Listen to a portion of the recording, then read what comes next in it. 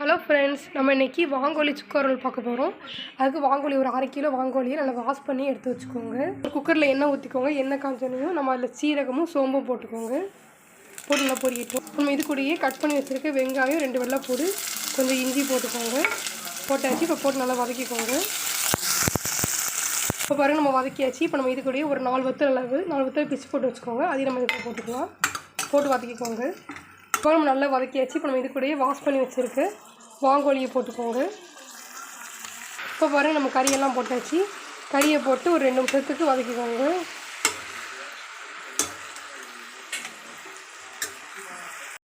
இப்போ பாருங்கள், ஒரு 2 நிமிஷம் ஆயிடுச்சு. கறி லேசாக இப்படி வதங்கிடுச்சு. லேசாக இப்படி தண்ணி மாதிரி திரிஞ்சு வரும். நம்ம இந்த ஸ்டேஜில் பொடிகள் போட்டுக்கலாம். 2 ஸ்பூன் மல்லிப்பொடி போட்டுக்கோங்க. 1 ஸ்பூன் சீரகப்பொடி போட்டுக்கோங்க. 1/2 ஸ்பூன் மஞ்சள் பொடி, 1 ஸ்பூன் மிளகு பொடி, கொஞ்சம் தேவையான அளவு உப்பு போட்டுக்கோங்க. உப்பு போட்டாச்சு. இப்போ போட்டு இந்த மசாலாவும் இந்த கறி மிக்ஸ் ஆகிற மாதிரி நல்லா இப்படி கிண்டிக்கோங்க. இப்போ பாருங்கள், நம்ம மசாலா போட்டு நல்லா கிண்டியாச்சு. இப்போ நம்ம இது கூடயே 1 கிளாஸ் அளவுக்கு தண்ணி ஊற்றிக்கோங்க. அவ்வளோதான், 1 கிளாஸ் அளவுக்கு நம்ம தண்ணி ஊற்றியாச்சு. தண்ணி ஊற்றி இப்படி லேசாக மிக்ஸ் பண்ணிக்கோங்க. இப்போ நம்ம குக்கரை மூடி மீடியம் ஃப்ளேமில் ஒரு 25 நிமிஷம் வேக வச்சுக்கோங்க. 25 நிமிஷம் வேக வச்ச பிறகு நம்ம பார்க்கலாம். இப்போ நம்ம சுக்கரில் 25 நிமிஷம் நல்லா வெந்துருச்சு. இப்போ பாருங்கள், நல்லா சூப்பராக வெந்து ரெடி ஆயிடுச்சு. இப்போ இது கொஞ்சம் தண்ணி இருக்குது. நம்ம அடுப்பு பற்ற வச்சு நம்ம தண்ணியெல்லாம் வற்ற வச்சு எடுத்துக்கலாம்.